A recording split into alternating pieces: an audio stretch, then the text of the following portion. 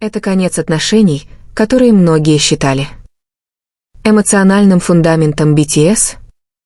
Заявление прозвучало не от таблоидов, а с внутреннего фанатского форума.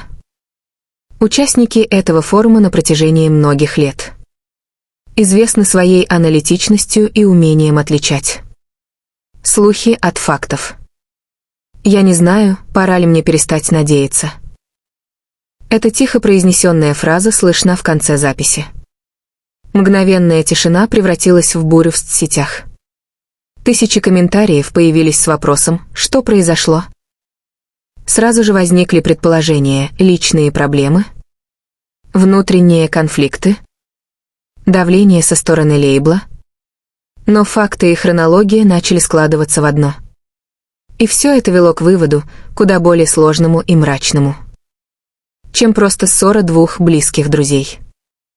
Сообщество фанатов, состоящее из медиа-аналитиков и бывших сотрудников индустрии.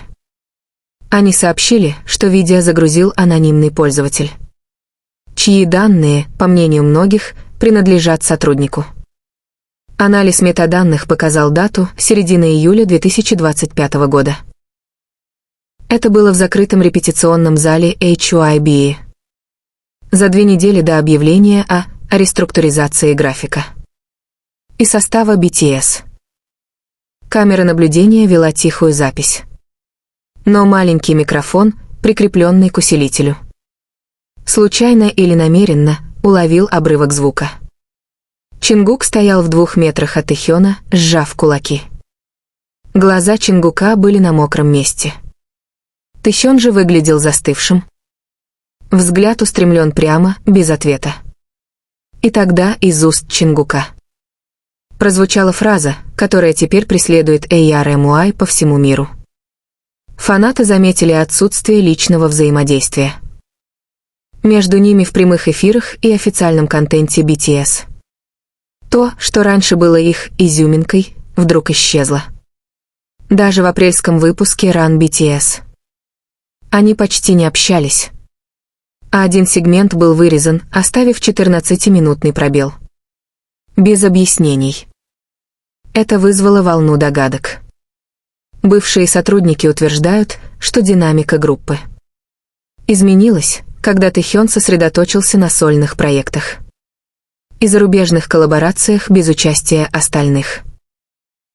Чингук же, известный своей гибкостью, якобы испытывает эмоциональное истощение от груза ожиданий и давления СМИ.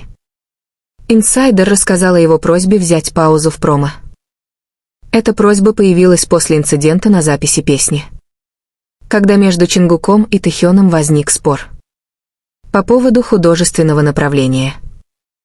Отсутствие разъяснений только усилило подозрения.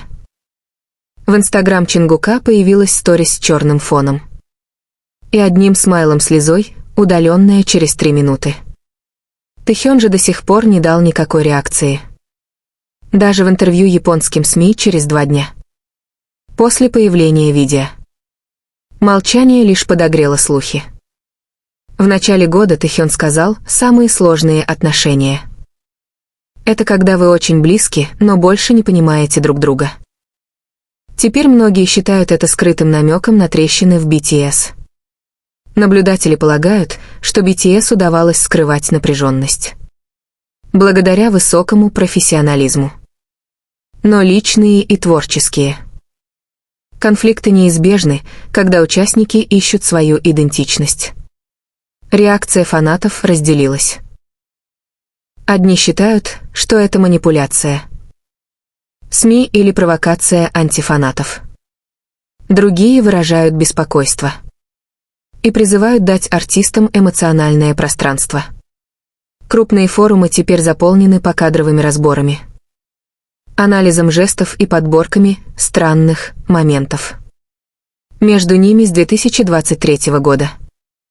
Одна из тем набрала более 2 миллионов просмотров всего за 5 часов, показав резкий переход от близости к ледяному отчуждению. Главный вопрос остается, станет ли этот момент переломным в структуре BTS, новый контракт и запланированный камбэк.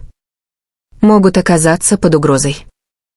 В КПОП, где гармония публичного образа жизненно важна.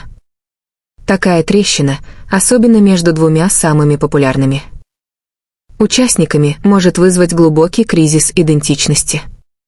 Слезы Чингука – не просто спонтанная реакция. Это отражение многолетнего стресса, усталости и конфликта, который слишком долго замалчивался.